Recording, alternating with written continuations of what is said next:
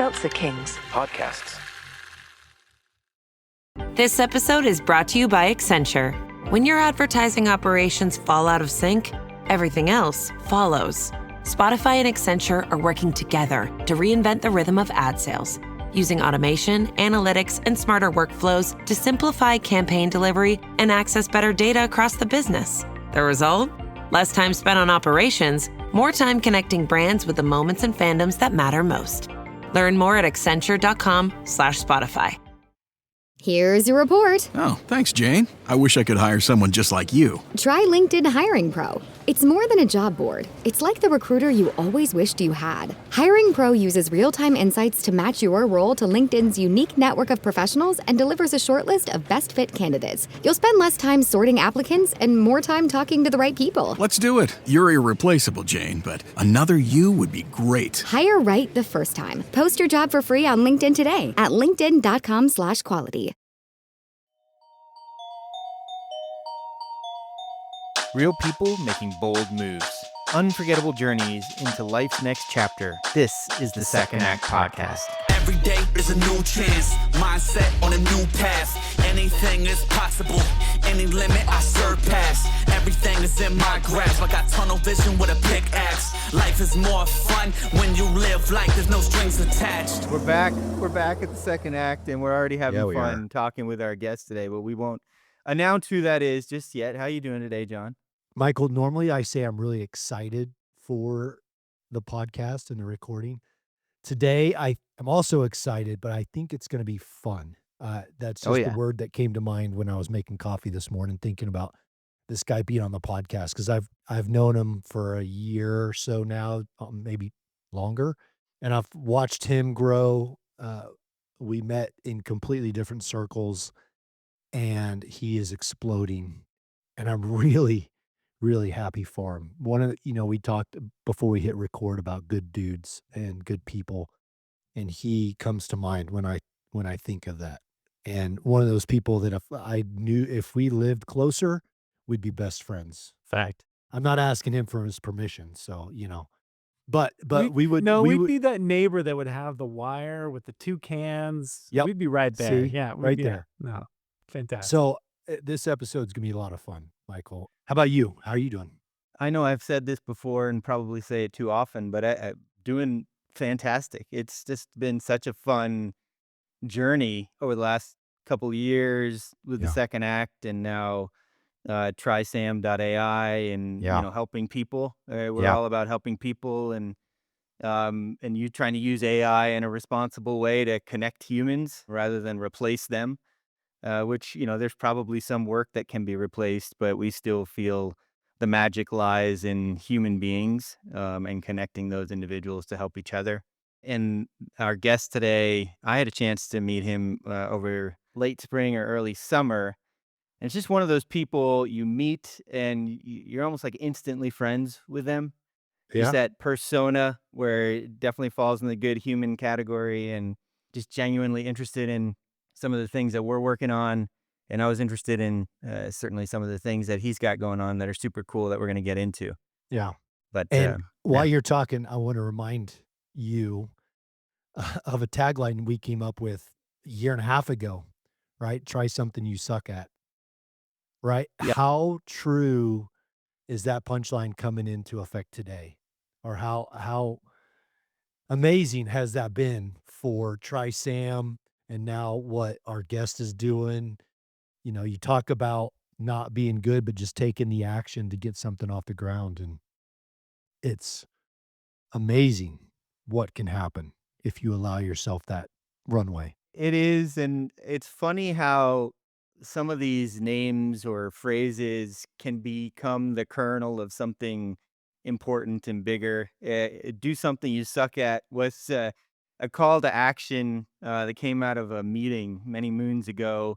I had asked someone if we never saw each other again, what parting advice would they want to give me? And they said, do something you suck at. And I was like, okay, that's an interesting way to phrase something.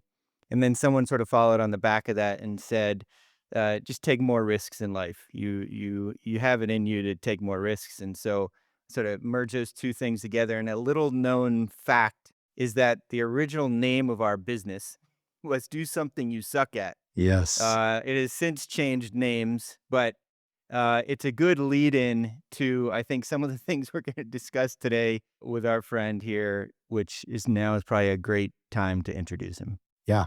Our next guest is, I say with a smile on my face, Kent Richeson.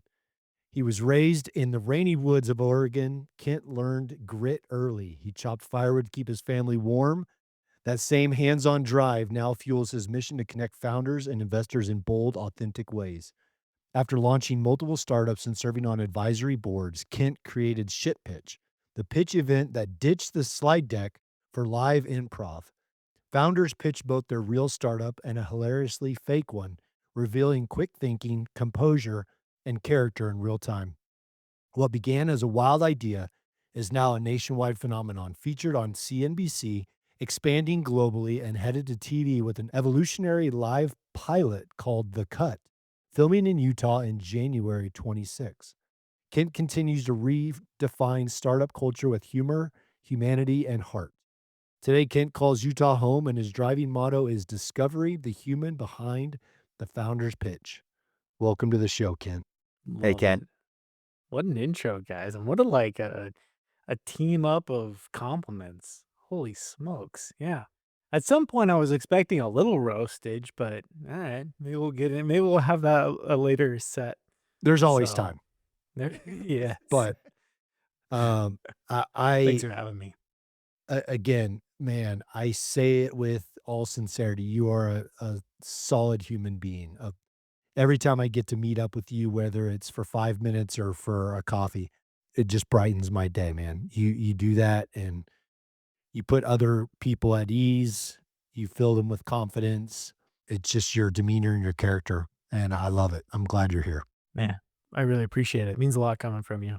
My wife gives me crap because there are certain people, it's funny, that I can shut off and just be like, yeah, no, this isn't the conversation I want to have. But for the most part, I really do have a passion and love for business and creativity. And so when those conversations are up and they are sincere about what they're doing and not just a BS kind of behavior, I'm all in. I'm there for it.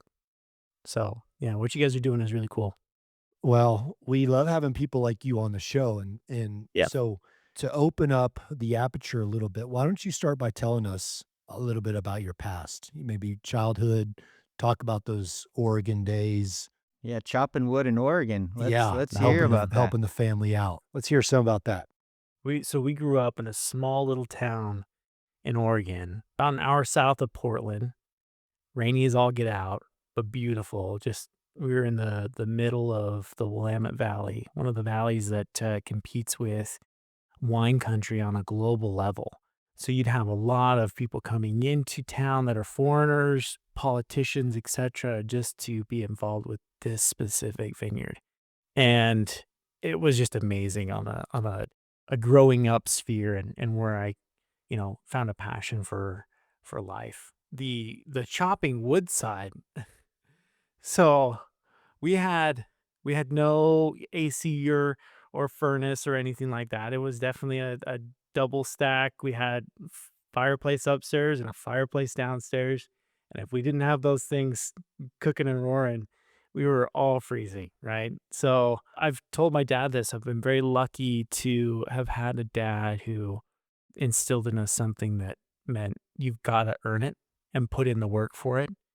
At the moment, man, I could have cursed that guy out left and right, because who wants to be out going on a Saturday when you should be out hanging with your buddies and your friends, to going to chop down a couple of trees and hauling it into the trailer, back to the house, stacking it up, and then prepping it for the next season and everything else. It just was absolute garbage. But looking back, there were so many lessons learned that I didn't realize I was learning. And on the other side of it, kids that I've compared to in past high school or whatever it be, that didn't have that kind of opportunity.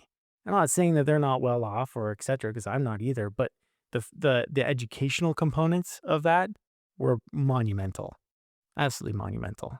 How old were you when this was starting or when it was continuing in your life? We moved there when I was 5, and then, yeah, that was just the house growing up throughout the years. So, I mean, we remodeled that thing left and right, and it's not the same house, but we left it, that's for sure. And brothers or sisters, anybody sharing in the workload?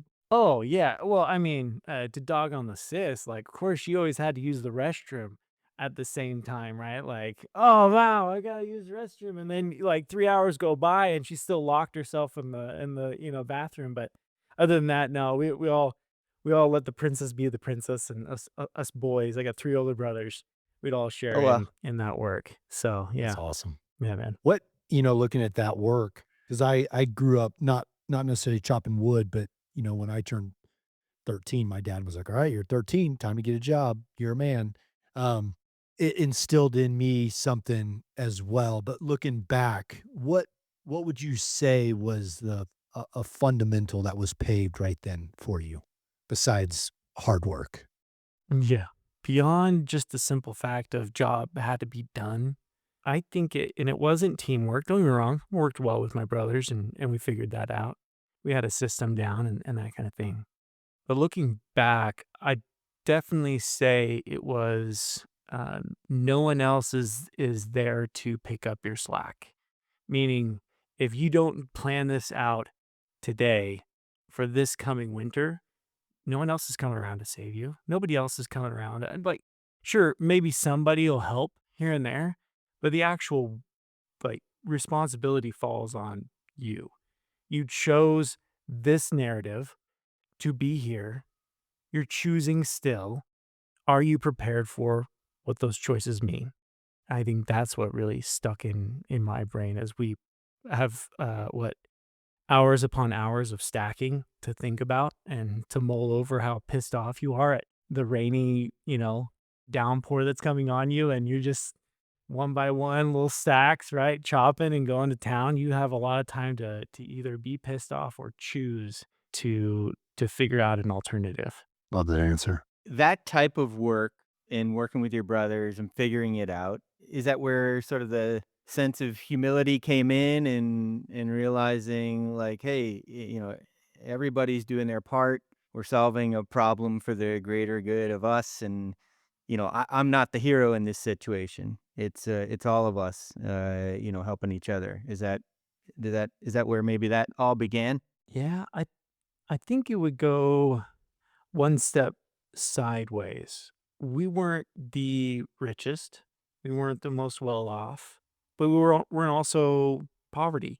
I think the humble side in me comes from recognizing some really good friends of mine who didn't have things for the holiday, for the birthdays, for the little pleasures, right? Of being able to say, "Hey, let's all go into town and go do this." I think that's where the humble side comes in, is understanding that even though some of those days were really tough on a work Hmm. level, I had it pretty easy. And I think that's a humbling moment. That gave you perspective way back when that Oh maybe yeah. is carried through to this day. But I imagine through that perspective, but then doing the hard work in the rain with your brothers to get the wood to have the heat in the wintertime or even in the fall or spring, because it rains a lot in Oregon. And by the way, it's one of my, if not my favorite states. That's stunning. You had to find some humor in that situation. So I'd Okay. love to hear. You ready for a good story then? That's where I was hoping you'd have a good one. Yes. Oh man, I'll tell you two. First is like a oh hell yeah, like we've gone somewhere today moment, and then the other is just like what the hell is wrong with you? Okay, the first is we're chopping wood, we're sweating bullets with the typical axe, and you get the wedge, and you're like, yeah, we've got this. Like we've got some steam rolling. Like we know what to do here, guys. Then comes in my dad with a new toy, and we're all like, what the hell is this thing? It's massive. I don't know how tall it was. It was just insanely stupid tall, right? But it's got the power hydraulic axe cutting setup. Next level. You have no idea how stupid that sounds for other people. to say that we were pumped about that instead of like some toy or knickknack. We were like, yes, we are going to Yeah. save so much time on this thing today. That's Like, amazing. wow, Dad, you spent some good money. Like, yes. Instead of, we probably could have spent that money towards like a actual furnace system, but instead we decided to keep going this firewood route, right? I don't know. Yes. Either way, that was a big like, hell yeah, we're gonna make this job work so much smoother and so much faster, right? So that's that one. The other story is my brothers and I had a stack behind the garage, this massive, maybe a quarter of a football length. Like this thing was huge of firewood. Okay. And so every year we'd pull from that and drop it down to the lower section, which would be closer to our actual house and we could pull from. But because that stack built up so big and so much that we had to continually replenish, or we'd find like things living in it. And so you never knew like at what point you would get through this wood pile before you find like a hidden treasure, maybe a dead cat, or in this situation, a full family of like possums Oh my inside gosh.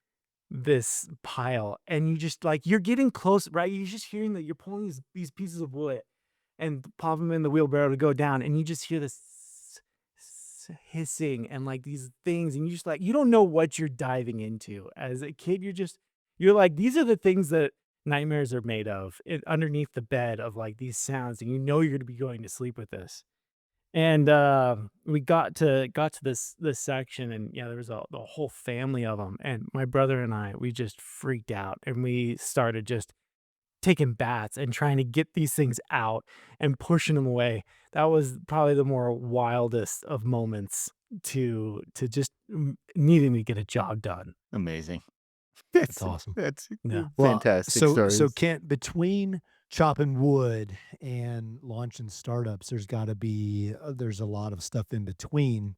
Summarize that for us real quick, if you would. What does the latter education look like? What experiences are you pulling away? What's getting you ready for the real world? What sticks out in your mind as, man, this is the direction I'm going to go? So take me from Oregon chopping wood as you and your three brothers and your sister hiding in the bathroom Yeah. to what's next? What's leading you down the road? Okay, so small town kid, big dreams. My father owned a gun shop, and a fairly well-known one in Oregon, where he was a gunsmith. His father was a gunsmith who started with him, and he did retail as well. And through that, that was where a lot of the entrepreneurship came from, because he was always innovating, always thinking of something that could be done, that could be better. Take the chopping, right? For example, like, okay, we can do this a different way, or how do we re-engineer this scenario? It's definitely that gunsmithing thought process that he brought to the table of engineering into a streamline or a better way of doing things. And so that entrepreneurship definitely came from that leg of life. And in doing so, I jumped on to, college life, admission life, doing other things in the world, where I swung back around and actually built his shooting range for him. Oh, wow. It was a few million to build his indoor shooting range. So I took on the project of development, attaching, it was an amazing Western motif conglomerate tethered to his whole thing. It was like a tasteful narrative, not just like an old timey gunsmith, old feel to it. Like, are we stepping into something sketchy? It was definitely like this vibrant, okay, we've got something cool.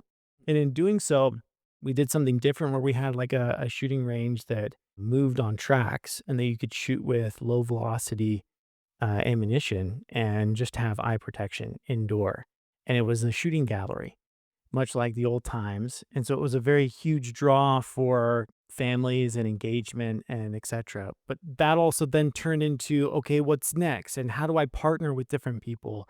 I was working with like Henry and Ruger and others to get firearms in, to work on branding partnerships and etc. So that was the start of like these momentums of different partnership narratives and conversations. And then on top of it, my father had, again, going on that like engineering side of things, developed a product for the 1022 Ruger. There was an attachment we called the laser stock and called the company laser stock, and it did fantastically well until Ruger decided to, do their own version, and we closed partnership. But that in and of itself really amped up that, okay, we can think bigger. Like, this is small, this is great, but did I know that we could think global? Did I know that we could think that kind of larger picture on things? And that's what really triggered that, okay, we can have some fun with something creative and not just be thinking, can I get, the local population involved in this gun shop. So that was next phase for me, was that whole journey. Was that the start of thinking big, or did you already have big, ambitious thoughts and this was an outlet to help your dad with the Western themed narrative and creativity? And then Oh you yeah. proved out your concept of thinking big and then took it somewhere else. Yeah, no, I'd agree with that. This was definitely a catalyst, but my visions were always big. I was side hustling left and right in the early days with Pokemon cards, for goodness sake, to the point where I was like, hey, what if I took this to a different school because I got banned at this one? That, you're right, like that kind of narrative of like, no, Pokemon cards aren't allowed to be sold at the Dayton Elementary School anymore because of Kent Richeson. Like, we're in the boys' restroom Yeah. going, hey, you got your $50 for lunch money? You can give that to your lunch money, or you can give me it for your, Pokemon card. Right? That kind of Love it. stuff. So the thought of expansion and narrative was always there, but that gun shop was definitely the catalyst to state, okay, I can actually do X now, and we can take it that far.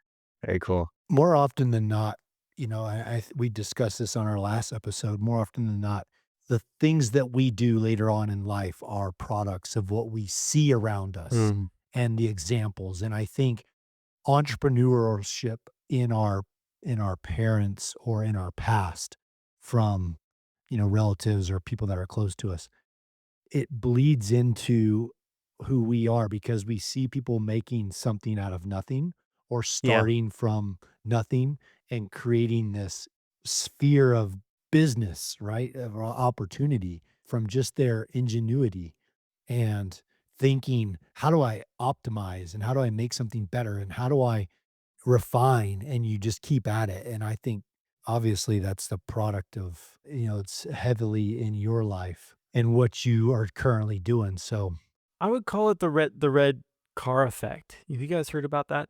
The red car effect? no, well, I think so, but tell. I'm sure you have.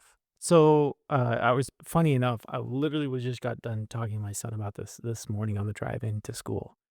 I asked him about halfway through if he had noticed any red cars going to school, and he was like, "No, I haven't noticed any red cars. Like, I'm doing my own thing, Dad. Like, what the hell is wrong with you?" Right?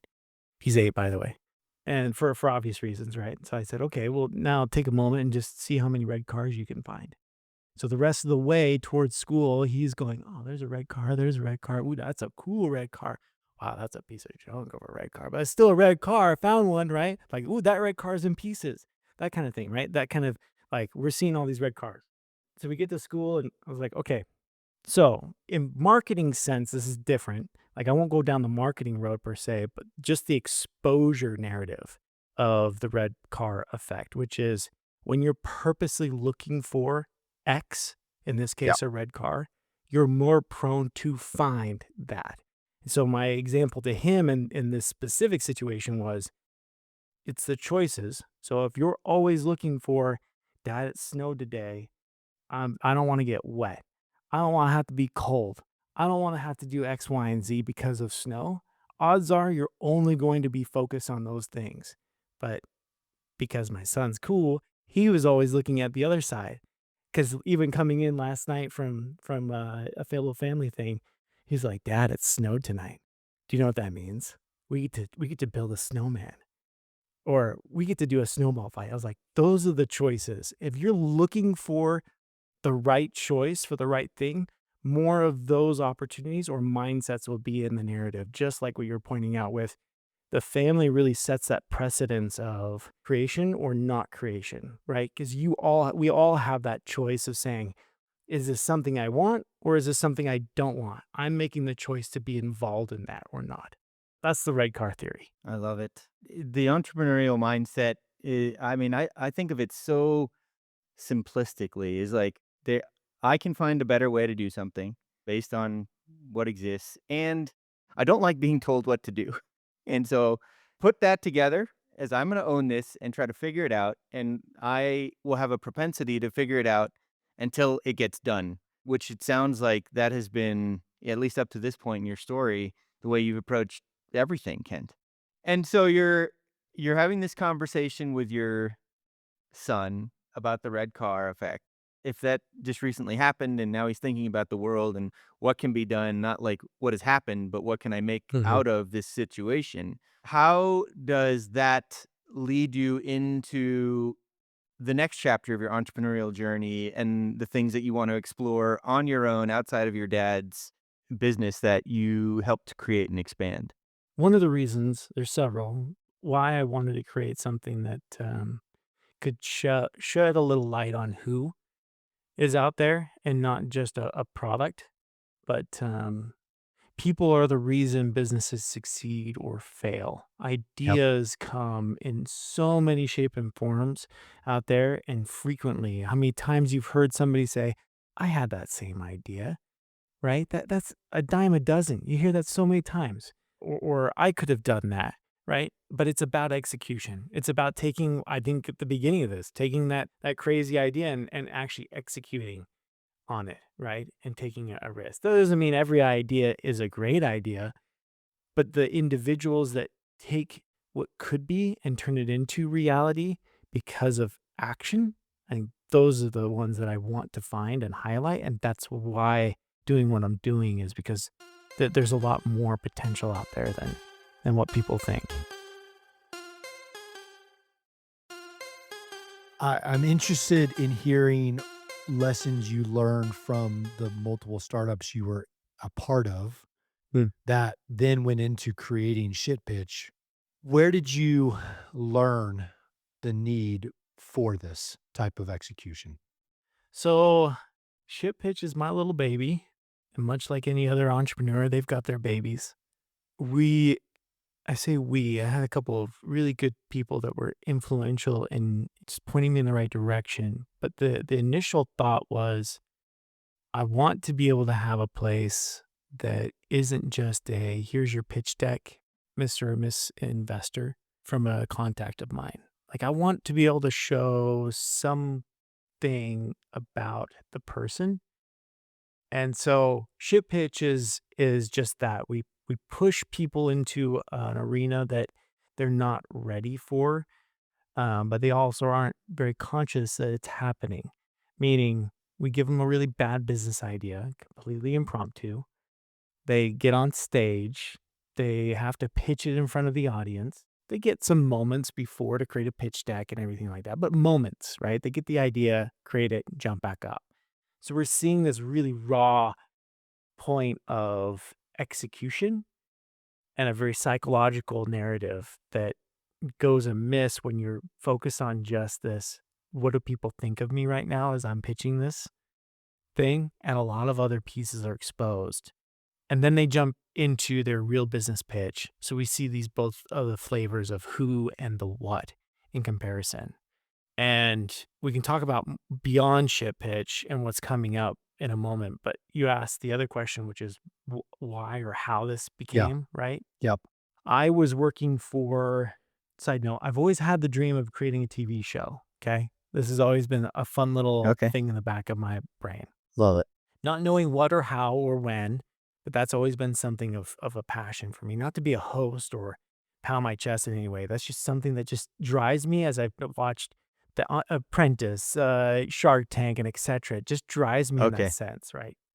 So in the back of, think of that in the back of the mind as we're going through this story. So I created this because I was working for a fractional CFO firm and then jumped into a fund administrative and SPV administrative startup, both of which required connections into the investor communities, and connecting entrepreneurs with the right people for the right reason and the right time.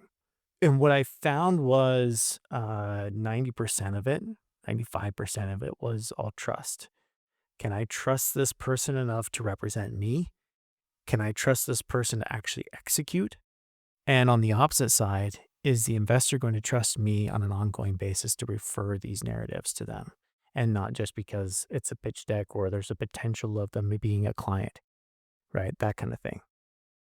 Which led into this, okay, I've got to have something better than tell me your story and I record it or something along those lines. I had to dive a little deeper. And one of the main reasons I started it, there was others, right, that I explained before, but the main was I don't like being duped. I don't like misinformation. And it's so easy, even for myself, to go into a pride and ego mode and obfuscate some of the items that maybe are pretty crucial for investing into a company, right?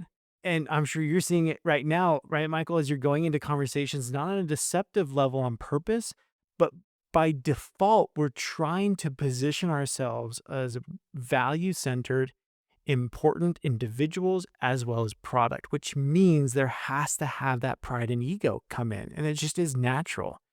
So what I intended to do was to try and strip subconsciously that angle so that as investors, we'd see who it is that we're touching into here. And the point was, as you pitch this bad idea and go into the real business, you end up seeing this positioning of their BS meter. We call it the BS meter. So as they BS through the bad one, they jump into their real one. We now understand some of their tells, some of their behaviors. It's not perfect, but it is really exciting to see maybe how they're leaning, positioning, wording, using their hands, adjusting. Those tells, when they go into their real business pitch, can give small signals to say, oh, man, you really know your stuff on the financial level. Or, wow, you have no idea what you're talking about on a marketing end, but you're BSing it. And I can tell maybe that there's some more questions I've got to push to understand you and why you're positioning yourself this way. So it really opens up this narrative of how do we get under and why do we want to invest in this person? I think you do a great job because I've been to one of your events that was here in Colorado. Mm-hmm. And it was really a fun experience. It was enlightening. And 3 people that I've never met, probably never would have met, got up and did their fake pitches and then their real pitches. And I was always interested in, and I still am, how their fake pitches played into the real pitch. And I noticed that I was more intrigued by the person that could really pull off a good fake pitch and just create on the fly. I actually became more entrusting, even though they were making stuff up BSing? as they went. Yeah. I was more intrigued by their actual product because that was just something that I had never seen from a Yeah. founder go into, pitching something completely fake. I don't know. And it's a unique environment where these people are probably all used to this walking into the same stale room and doing their same stale pitch. And now they've got an audience that's laughing and jeering and, you know, uh, going along with their narrative. And so I love this event that was created out of a need to differentiate yourself, but also differentiate some of the investors. Yeah. No, there's isn't there a fine line though between being almost delusionally optimistic and sort of making your pitch about where you think you can take the company and the team and the opportunity, and then coming back down to reality and talking about the facts and how you're thinking about the problem. Because I mean, at the end of the day, we all know nothing and we're just making it up as we go. And, there's a level of confidence that comes the more you do something Yeah. and get better at it and share that. But, just with the name of what you've created, Shit Pitch, like I'm sure you had a lot of people telling you, don't do that, don't call it that. And Still do. just to, yeah, I Yeah. think you still do. Still. Yeah. And I think it's great, like, because it's different. It's outside the box thinking. I'm sure there's more shitty pitches than there are good ones that happen each and every day. And I think when you can make light of a situation and be vulnerable. We have a core principle at our company of radical transparency. Like I've Mm. told many people who are seasoned entrepreneurs and or investors, I don't know what I'm doing. I don't know this or that or whatever. But here's how I'm thinking about the world. Here's where we are, and let me know what you think. Okay, you've laid down so much meat to chew on there. Can I share 2 Sure, points on it? please, Because yes. the immediate thought is like my own positioning right now with ShitPitch. Like earlier on, you said it for sure, which is most said the same thing, which was that is the dumbest idea, expletive, expletive, expletive, like you could ever think of. But they also didn't see why, the purpose. And I didn't have the reason why yet, as much as I knew that I just needed a step. And this second part explains that just step. I had a professor, an art professor, that said, "Yeah, your first work will be great. I'm sure you're very talented, and your first rendition of whatever you draw will be just fantastic. But what if you found something you didn't realize if you went down 100 different versions of that same thing?" So his requirement before we said, "This is the artwork that we'd like to submit," or even start the first draft, like full draft on, was you have to come up with at least 30 different versions of what you've decided, and they can't be duplicated. They have to be very different from the next. And by the end of it, you end up looking back going, wow, I've got these very different drawings of a skull or a portrait, right, of Yeah. something. And one are very abstract or very serious or lighthearted or etc. within that sphere of art. And what it did was paint this picture back into ShitPitch of what if we pushed so extreme that we found something underneath, that there was this other component that we were all missing, but it was right in front of us this whole time. This isn't anything new or life-changing, ShitPitch. It truly is not. I've worked with several different colleges and other programs that want to take on this type of pitching to enfold in their process, and I encourage it, and I help them along the way. And I'm not saying that this is any proprietary narrative. Like this is just we're just missing this extra little piece of understanding what we're investing in, which is 95% of why we're investing in the first place. If we could figure out a recipe of that, of who, then we're in a great position. And that's why I give that reference of if we go so extreme away from the other side of the standard pitch event, we might uncover a little nugget or two.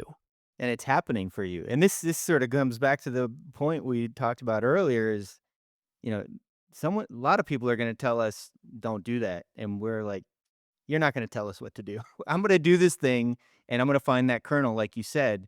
And now how many cities have you gone to with this? Last year was its first year and did 10. And then it wasn't meant to go anywhere. CNBC filmed one last year, even, which is wild. And then this year we did 16, one India, and then the rest were all national. That's wild. Very cool. Yeah. Yeah. Very cool. Give me two successes on the investor side, that the people that are pitching, and give me one of your successes. Okay, so they're still going through the raise process, meaning the signatures are signed, but I can't disclose name. Sure. But here's the fun story. It actually was one of the reasons why I lost one of my sponsors, believe it or not, for the national tour this year. San Francisco, mid-year, we were intended to have, we just got done literally the day before with LA. And we're driving up to San Francisco, anticipating like 150 to 200 founders and investors in the room. Like the slate was there. Things were looking great. And we get to the event and find out that there's this massive investor in town that has started his own in Palo Alto, his own pitch event, and drove all my attendance away towards his. Oh, no. It was heart-wrenching to step into this room of 25 people after having done hundreds in these other rooms, and just to see the look of the sponsor faces and the founders presenting and the investor judges, just that like drop. This happened this year, mind you. Like, talk about entrepreneurial struggle. Like, I'm still in it, guys. Like that's the funny part is there's no win and a constant. That's the beauty of No. finding the person is, can they weather through Yeah. shit? That's Yeah. what I really want to know. Are you trustworthy enough to weather through it? So to continue, the story goes, we're all doing our thing. I run through the course and the setup of the setup, and the next day I get the call from the sponsor saying, "Hey, we're going to terminate our contract," right? And I'm just devastated because I know I could have done better or something else, and just racking my brain, right? But then the following week, I get a phone call from one of the founders and saying, "Hey, one of the investors in the room is actually going to invest and probably take the whole thing." Wow. And that investor I know personally, and she's fantastic, and drove out there just for this event from Nice. Timbuktu, big in California, and very interesting. They're going to close a 4 mil, one of the larger checks of the almost 9 million that we've helped founders raise. So in a roundabout way, looking at the purpose really was fulfilled in the sense of helping investors see who that person was to invest in them, and not just like, "Hey, we're here for a pitch event," which would have been great to have those numbers and a pound on my chest, but we're here for an investment opportunity. And that's what was the winning sauce. I mean, talk about turning a not so good situation into something very rewarding, which maybe is Very, the mission of what you're trying to do is just, I mean, it's an awesome outcome. So 100%. congrats on Hearing that. that makes me freeze in my steps and think, I don't want to take that responsibility on or that heartache on, but that's what we are seeing on this show is people who, just like yourself, are saying the odds are high that I will fail, Yeah. but I don't like who I am if I don't try. Right. And I don't give those odds a run for their money because who I am on the other side is greater than who I am now facing those odds. I mean, we're still even facing that today with Yeah. we're doing the TV pilot film event in January. Yeah. So tell us a little bit about that because somebody hears, holy cow, you're featured on CNBC and they're coming out to do a pilot. And that's a pretty big, audacious statement.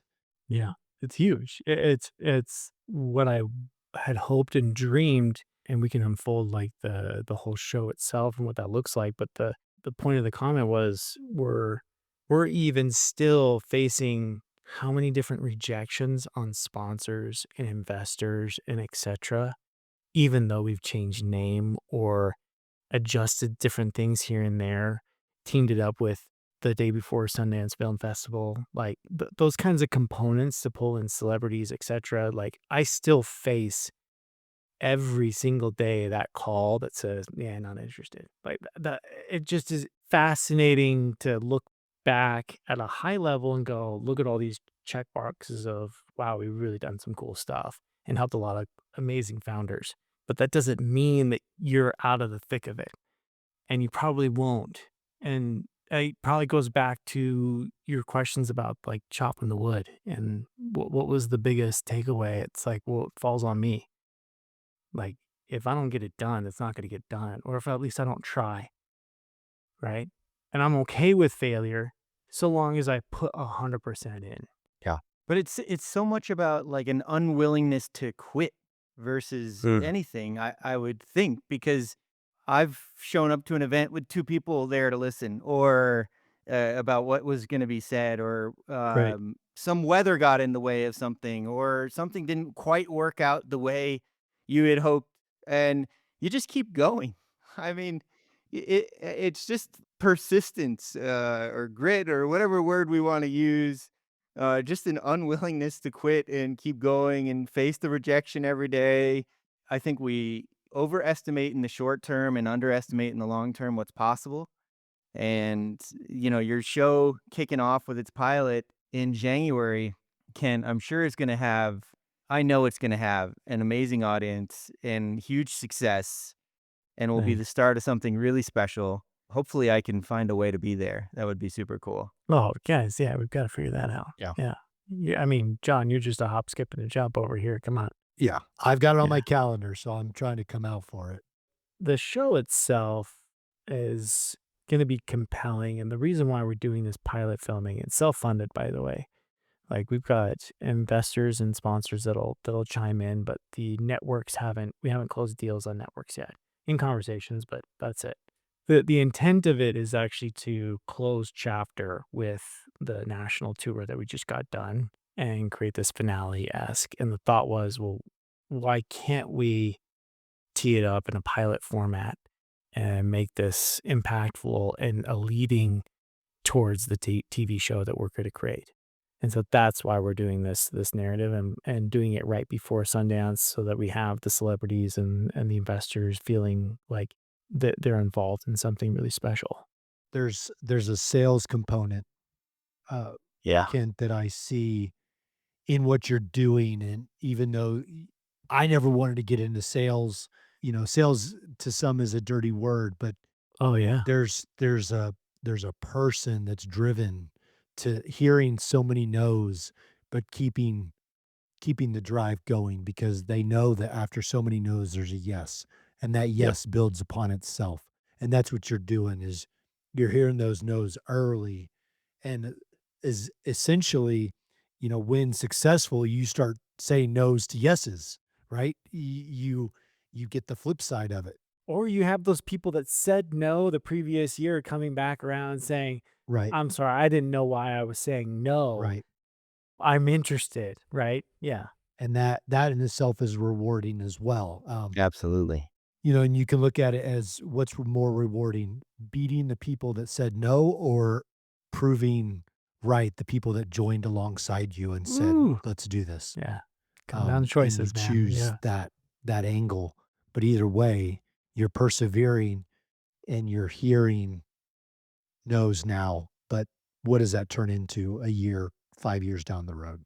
The next Shark Tank. Yeah. I mean, it's such a tough thing to think about, because even for all the founders that I've advised on, like, okay, where does this take you? I know you were doing a rhetorical question, but still, that 5-year goal or that 10-year goal, it changes on a dime, in a moment. Sure. And those people I suggest, like, yeah, have your game plan. Like, that's critical. Have a mission, something you're really going to try and get to, because your game plan will change probably about 40 different times by the time you get to that point where you think that you should have been done with your game plan, right? But your mission has to be steadfast, or else everything else is just kind of like, what are we doing, right? Day in, day out. That's why a lot of small, medium-sized companies, SMBs, get stuck in this rat race of, where do we go? What do we do? Usually one of two things have happened. They've forgotten their mission, or they never set a mission. And so there's no moving force, much like my new dog that we got, this 4-month-old dog, that when she's outside ready to go for a walk, she's pulling me, because her mission is, how many effing smells can I find today? Like, this is my goal. I need 600 million smells going through my nose by the time I'm done with this life. Like, I have to have this go through. But it's that pull that really drives the rest of the people to tag along and find interest and be curious along with you. Or else all that other stuff is just going to be like, what the hell are we doing? You're going to have turnover, churn, and et cetera, and internal, external, to the point where you're going to be questioning everything quite frequently. So what is your mission when you're getting beat down with no's and, other events are taking people away from your event and like all the things, like what's going to reorient you back towards your mission and your vision? So the mission statement is not formal because I always like to just word it a little bit different, but the Sure. point is the same, which is we're trying to find the most creative way to get founders to be recognized. That's our mission. We want to expose the who behind it. That's it. And so if we're coming up with this outlandish version of a way to pitch to something orthodox with a twist, like that's the mission. Get them funding in a different way. Kent, you've talked about ideas to execution and the hard stuff in between, and how you've always wanted to create a TV show, and the trust component and a steadfast mission. Man, a lot of good core philosophy into who you are and what makes you tick. But our shows end with practical advice for somebody that wants to get started in their next role, or are contemplating a shift in what they're doing. What would you tell them if they came up to you and said, "Hey, I don't know where to start. I've got this dream." And it's not an entrepreneurial dream per se. No, but No, just a to be- dream. Dream of getting married, dream of starting a business, dream of moving, anything. It's something they're gonna put down their old life and start something new. I think of immediately, what about Bob, obviously? Like, what baby steps, right? Baby I don't know, steps. baby steps. I hope you guys Oh, have seen this. Okay. Yes. Absolutely. Yeah. Love What About Bob. Love me some Bill Murray. But Oh yeah. I think both of those apply very easily to any dream. Take ShitPitch. A lot of people ask me, seeing now the progress that we've made, is, man, you're so lucky that you probably had all this background and everything. And I was like, dude, the first time I actually stepped on stage was my very first ShitPitch. I'll tweak that. It's a little bit of a lie because I've done other things, but the first on a presentation level was ShitPitch, and I just pushed it. And I just said, what if? Like, let's just make it happen. If it fails, like, it sucks, but at least I figured out all the reasons why not to do it by going that route. And so just taking those little steps to just say, it's okay, we're all figuring it out. I think that's a big win. Awesome. I think that's a fantastic way to end it here with our audience. John, what do you think? Yeah, man, I'm gonna listen to this episode again For sure. because I think Kent is hitting a lot of sensitive areas Yep. in his own story, but encouraging people in so many ways with this goal that he had. I mean, who wakes up and says one day I'm going to have a TV show? Well, Kent did, and guess what? He's doing it. Which, by the way, I will back up and say we've changed the name from ShitPitch to The Cut. The Cut. And this is one of the many changes. Yes, the mission is there, but the intent actually unfolded very naturally, where ShitPitch will now just be an episode within The Cut, one of the many challenges, mental challenges, that founders will go through on the show as a reality TV show competition, mixing the Shark Tank and like a MasterChef apprentice together, where we really dive into that person through these different challenges and ultimately find out who we should invest in. So there's The Cut. That's cool. And Ken, if people want to learn more about The Cut or find you, what's the best way for them to do that? Website is still shitpitch.com. So go to shitpitch.com, and either way, we'll leave that live rolling through if people need a reference back, but we'll have the Cut website up here soon. Awesome. Yep. Yeah, I don't want anybody else to become your friend because I'm fighting for time to be your friend. So nobody Love you else guys. reach out to Kent. Don't. He's busy enough. Just kidding. There you And you're go. on LinkedIn as well. Yeah. Yeah. Yep. Find me on LinkedIn. I post a lot. Hopefully it's helpful advice and good advice for you. If anything else, just share it with others. Well, Kent, thank you so much for giving us an hour of your time, coming on the show, sharing your story from chopping wood to, getting on TV. It's been encouraging to me. I can't wait to see you again, but we really appreciate your story. I think it's going to be encouraging to a lot of people. Well, good. Thanks for Yeah. having me, guys. Appreciate it. Thanks so much, Ken. This was a Okay. lot of fun. Yep. Michael, great episode. And look forward to seeing you again, man. All right. See you guys. See ya.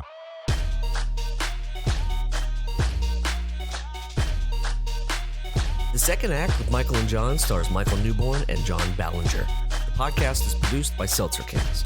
For more information on the show, check out thesecondactmovement.com, or if you'd like to get involved in the conversation, give the guys a shout on their socials at The Second Act Movement on most platforms. Thanks for listening.